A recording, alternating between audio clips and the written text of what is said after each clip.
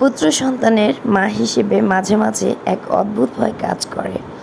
বেঁচে থাকলে একটা সময় তো আসবেই যেদিন আমিও একজন শাশুড়ি হব, আর তখন হয়তো আমারই আদরের পুত্রবধূর মনে কষ্টের কারণ হব আমি।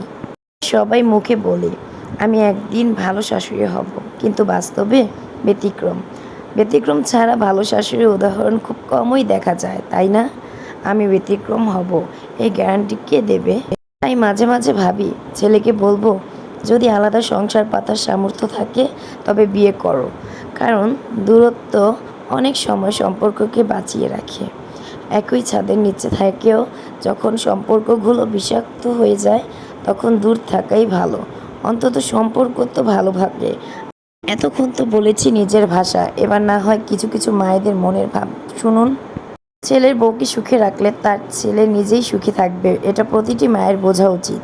একদিন আমি বউকে নিয়ে শপিংয়ে গিয়েছিলাম। দুপুরে না খেয়ে বের হয়েছি, পরে হঠাৎ বৃষ্টি শুরু হয়।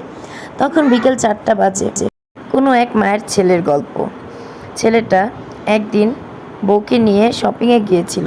দুপুরে না খেয়ে বের হয়েছে, পরে হঠাৎ বৃষ্টি শুরু হয়েছে। তখন ঠিক বিকেল 4টা, এমন সময় ঠিক মায়ের ফোন আসে।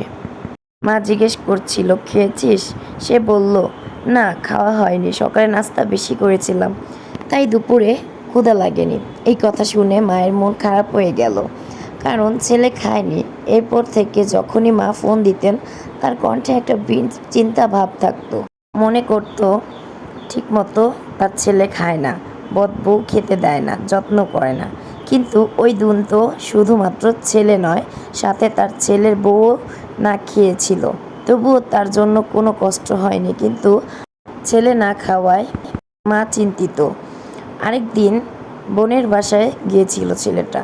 বোন কিছু খাবার দিল এবং বলল, তোর তো এটা খুব পছন্দ, এখন তো খেতে পারিস না।